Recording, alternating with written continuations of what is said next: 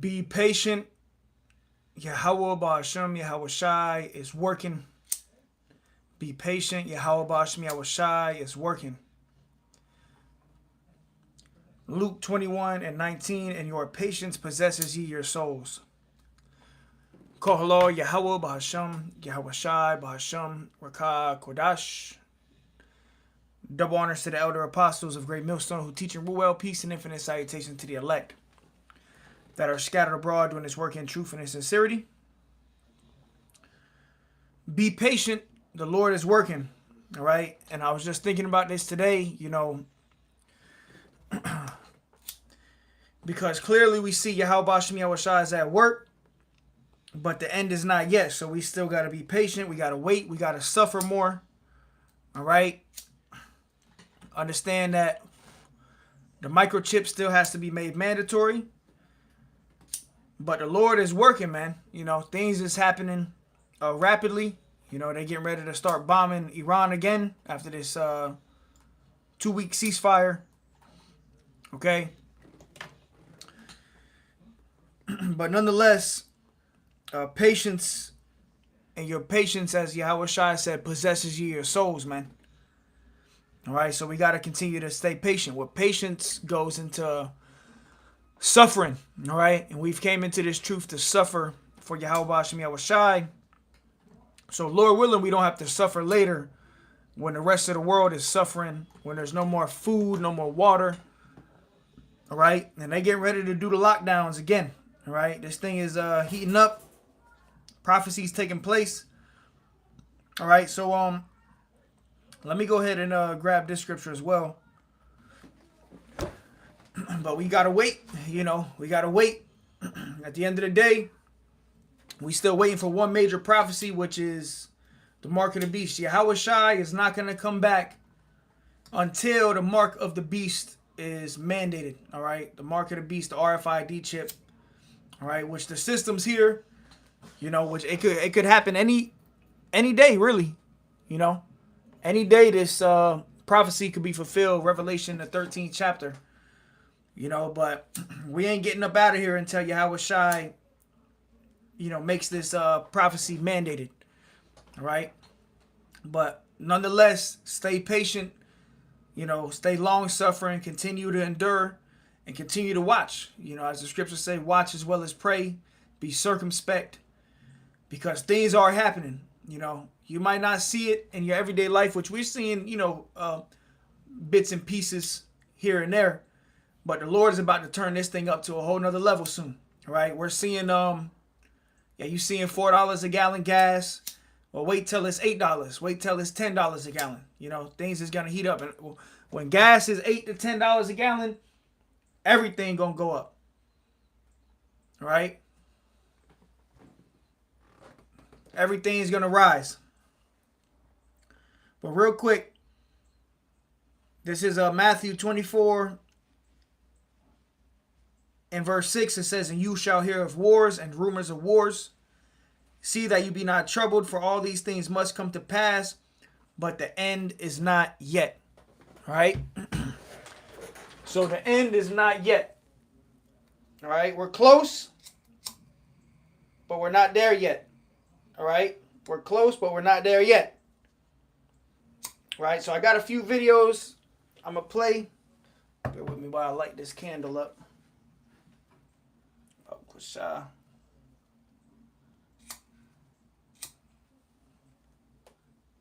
All right, I got a few videos I'm going to play.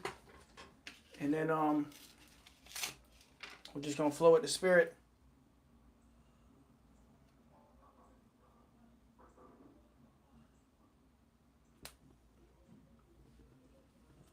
Bear with me 1 second.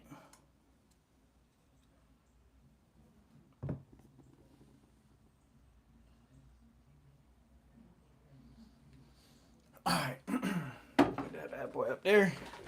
So, let me go ahead and play this one. If you live here in the United States, you need to be prepared for lockdowns to happen very soon. Now, here's what's interesting, because something strange is happening across the country. Now, nobody's forcing Americans to stay home. not right now. But there's no mandate. There's no shutdown. There's no official lockdown. But flights are currently being canceled. People are skipping vacations. Families are pulling back on driving. Workers are being told to stay home. Some say that right there looks like the beginning of a lockdown. More and more Americans. Even going back to 2020, during the pandemic situation, that was all test runs. That was all test runs for them to, really lock people down, And people ain't driving as much anymore. People, people ain't traveling as much because gas prices. So this is, as the scriptures say, this is the beginning of sorrows. Right? And it's all going into the plans of the elites. They have the plans to lock this world down, which really is the plans of Yahweh Shem Yahushai. So let me go back a little bit. There's no shutdown. There's no official lockdown. But flights are currently being canceled. People are skipping vacations. Yep. Families are pulling back on driving. Workers are being told to stay home. Some say that right there looks like the beginning of a lockdown. More and more Americans are choosing just to stay home, not because they want to, but because they feel like they have to. They can't afford to go anywhere else. Now, this isn't an official lockdown, but it might be the closest thing we have seen since 2020. And that right there has many people really concerned. Yep. And wait until they start bombing again. All right. Until they start bombing again, your price, your prices is going to skyrocket. All right. You're going to see hyperinflation in America. People already don't got it. People already stressing, struggling. All right. So they about to do this thing. What's happening right now is the squeeze. They squeezing everybody into submission. They taking everything you have. They making it hard for you to live. But see, that's why the brothers and the sisters of the faith, starting with the elect, 144,000, the hopeful elect, us as the hopeful elect, we're going to fully rely on the Lord to feed us in the times we're coming into. We're going to fully have to unplug from the matrix, because this shit is unbearable, Brothers can barely sustain right now. So the Lord's got to do something. The Lord is going to do something, right, for brothers, man. All right, to protect us, to feed us, and to guide us. But this shit is heating up. Look at this right here. It says airlines cancel flights amid Middle East conflict. Airlines have been canceling flights for some time. They are very concerned that they are losing money. In order for them to make money, they have to charge a certain rate per seat, or else they don't make any money. So what are they doing right now? They're canceling flights. Just last week, we learned that Air Canada canceled all their flights to JFK. Every single one. Done. They are cutting back. Every single airline is now starting to reduce the number of flights so that they can pack their planes.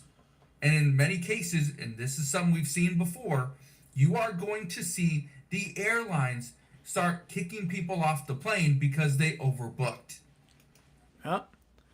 Yeah, because, I saw it the other day, Spirit Airlines get ready to go out of business. They looking for a buyout, because it is the gas prices, the jet fuel is going so high, which traveling is going to be a thing of the past anyways, because they want to put you people in 15-minute cities, lock you into a 15-minute city. They want to have your cars are going to have kill switches on them. You're not even going to be able to drive where you want to go, right? But let's bring in a scripture. This is 2 Ezra 15 and 14. Woe to the world and them that dwell therein. All right, and woe is what? Death and destruction and plagues. That's what's coming to this world. There will be no peace. There will be no peace talks. Why? Because the Lord is fulfilling prophecy. You know, this is all prophetic. The things that are happening in the world is prophecy being fulfilled. And there's no stopping it. All you can do is get in line with it. Right? So once again, they're going to start bombing Iran again. And this is going to heat up. You know, it's just going to pick up right where they left off at. All right? And it's going to, you know, he's talking about this guy, Donald Trump, Nero, talking about hitting their bridges and their infrastructure and things of that nature. Well, that's going to cause a global turmoil, which has already begun. All right? 2 Ezra 15:15, for the sword and their destruction draweth nigh, and one people shall stand up and fight against another, and swords in their hands. Yeah, when this shit really start getting bad, when you start seeing $8 a gallon for gas, and you start seeing the food, you know, the storehouses and the Walmarts and the Sam's Clubs, when they start going empty, that's going to lead to civil war, civil unrest. People are going to be killing each other for food. I mean, we saw that back in 2020 when they was rationing your food. I remember going to Publix and they said you could only get like 1 gallon of water per family, you know, or 2 packs of meat, you know, and people were already ready to kill each other, you know. So how much more when there's no more food? And the only food that's left is, you know, you the only one with food, but your neighbors have been watching you, you know. So that's what it says. For the sword and their destruction draweth nigh, and one people shall stand up and fight against another, and swords in their hands. Yeah, the modern day sword is those guns. For there shall be sedition among men, and invading one another. They shall not regard their kings nor princes. In the course of their actions shall stand in their power. Right? People aren't, even now, people are already, as the scripture, Yahweh Shai said, the love of many shall wax cold. So people already don't give a damn about going to jail, you know, killing each other. People don't care about, you know, but how much more in a completely lawless society. All right? Verse 17, a man shall desire to go into a city and shall not be able, right? Because we're coming into a time where there's going to be lockdowns where you're not going to be able to leave your city. They're going to have martial law. Martial law is getting ready to be declared, man. Complete civil unrest is coming to America. This whole thing with America, Iran, and Israel is just the beginning of great turmoil, great stress, and prophecy being fulfilled. You know, Yahweh Shai is getting ready to come back. But before Yahweh Shai comes back, this place has got to go. All right? So I got another video I'm going to play. Let's start with how much oil is now missing. So all of this, of course, goes back to the Strait of Hormuz, where 1/5 of the whole world's oil and gas used to go through every single day. And remember, oil is not just gasoline. Oil is how food gets to grocery stores. Yep. It's how factories run. It's how planes fly and ships move and fertilizer gets produced, right? And plastics get made. Oil is the plumbing system of the whole economy. And so Yep. And this whole thing is going to lead to the crash of the global economy, you know, the crash of the US dollar, which is what the plans of the elites anyways, is to do away with the US dollar so they can bring in the microchip, all right? The digital infrastructure, which is already here. The infrastructure for the mark of the beast is here. It's just need one global catastrophe, which we're already seeing it unfold, for them to really push the mark of the beast. All right, we're counting down months before this prophecy is fulfilled. The mark of the beast, that is. All right. 2 Ezra 16 and verse 22. And suddenly shall the sown places appear unsown. The full storehouses shall suddenly be found empty. So the full storehouses are going to be found empty in the very near future. You know, your local grocery store is going to be empty because the truckers, they're not going to be able to pay for gasoline and diesel gas when it's $8, $10 a gallon. They're going to be losing money to deliver your food. So the truckers are just going to stop working soon. All right. which this is all part of the plan at the end of the day, to squeeze everything out of you people, because the microchip's going to be that form of, safety, a form of you trying to get your life back, which we know is the mark of the beast, and anybody who takes it is going to be judged by the Heavenly Father and His Son, Yahweh Shai, and the angels are going to watch, and that nuclear destruction. We know how it's all going to play down, but see, they're going to be offering free money too. The universal high income. I think that's what Elon Musk said. They called it universal basic income. Now they're calling it the universal high income. All right. The question is, how much oil is now missing and how much does the world need? Turns out the world uses about 100 million barrels of oil every single day. That's at full capacity. What's missing right now is somewhere between 8 to 13 million barrels of that per day. That doesn't sound like much, but it's a lot. For context, the United States uses about 20 million barrels a day. So we're talking about losing the equivalent of half of America's daily oil usage. This is every day for weeks now. Now, one energy fund manager I came across put a specific number on the total damage, which is that the world will have lost 780 million barrels over the course of this conflict. Now, for context, the whole U.S. SPR, Strategic Petroleum Reserve, holds about 400 million barrels, but it was already half empty before the war started. So we're talking about losing twice the entire emergency reserves the United States spent decades saving up. Now, obviously, countries have prepared for stuff like this, but they still won't have enough to cover what was lost without paying those higher prices. For example, U.S. spare capacity is at about 1 million barrels a day. Yep. Venezuela, under 1 million. Canada, via Pacific routes, under 1 million. And if you add every alternative together, you'll get about 2.8 million barrels per day from all the temporary emergency stockpiles.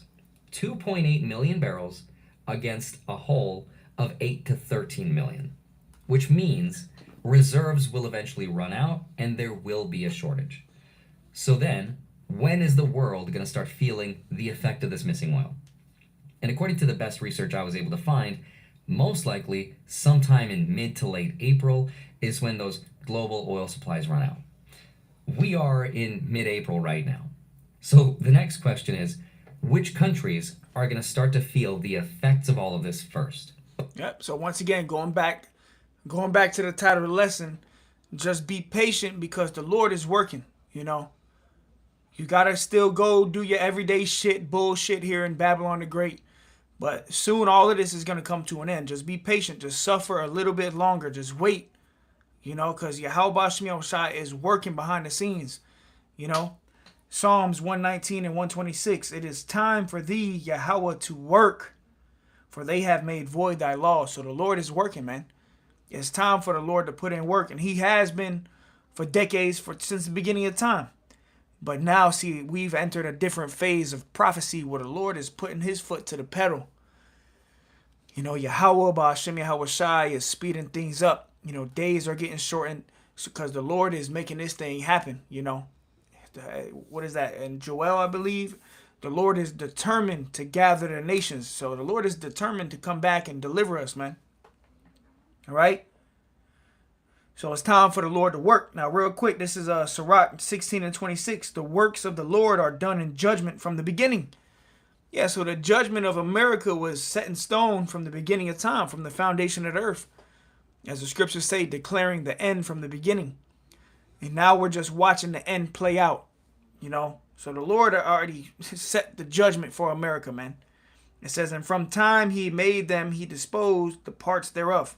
And from the time He made them, He disposed the parts thereof. So the works of the Lord are done in judgment from the beginning. So everything's been declared from the beginning. Now we're watching it play out. All right? In the next few months, couple months, especially by the end of the year, if we even make it that far, we're going to be in a completely different phase of prophecy. All right? Okay, so the effect of this whole blockade is already happening to the rest of the world right now. And the tsunami's coming, but it's affecting certain countries more than others. Asia, for example, got hit first and the hardest. Deliveries to Asia basically stopped on April 1st, and Asia sources roughly 80% of its oil from the Persian Gulf. What's getting through right now is only about 6% of pre-war volumes.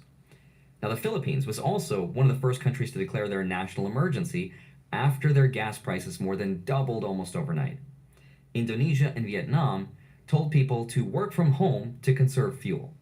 In Thailand, their fishing industry, which is about 1% of their whole economy, is shutting down because marine fuel costs went up by 250%.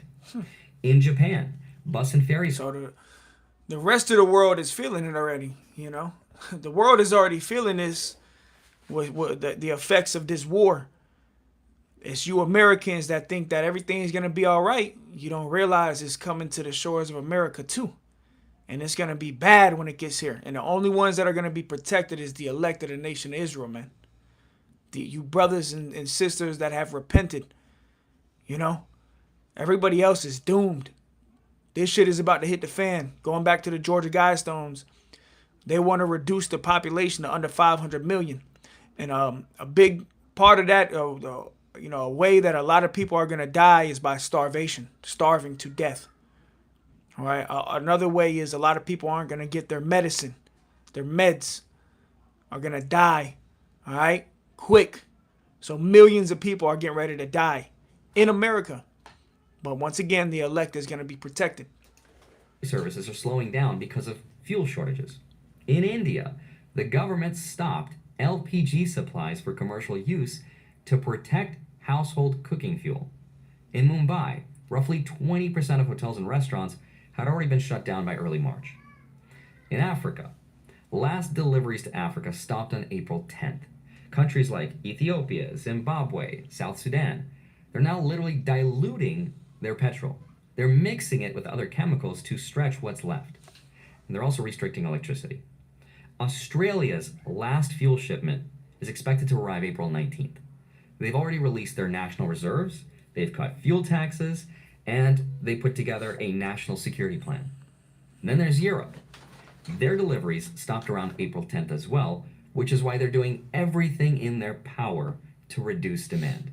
How can we reduce the demand? Because, of course, the least expensive energy is the energy that is not used. So that's not looking good. The dominoes are starting to fall. Yep. But what about the United States? JP Morgan says we're basically the last in line to be affected, with most deliveries Yep. So but the last in line doesn't mean that it's never gonna happen. All right, and it's coming. All right, the rest of the world is gonna feel it first, but America is gonna feel it last, and America is gonna go out the worst. Okay, because these people are not ready for this. The average American is used to living a comfortable life. So we're about this. That movie Civil War is gonna be real life. Right? The movie The Purge is gonna be real life. All right. Songbird, all these different movies, right? This is gonna be real life. I Am Legend, I, Robot, because while all of this shit is happening, they're already replacing you people with robots. All right. to have stopped on April 15th. The final crude cargoes reached Texas on April 1st and California on April 8th, which means the buffer that's been protecting us from feeling this at the gas pump, that buffer's gone. So the question is, how many more weeks of this can we expect before oil prices react and we actually start to feel it? JP Morgan puts a specific date on when this will happen. The last tanker to clear Hormuz before the closure was February 28th. That ship is expected to reach its final destination around April 20th. That is the moment JP Morgan says pre-closure barrels are fully used up from the global supply chain, and after that, there's no more buffer. And what that means is the physical price and the paper price will have to converge. Now hold on.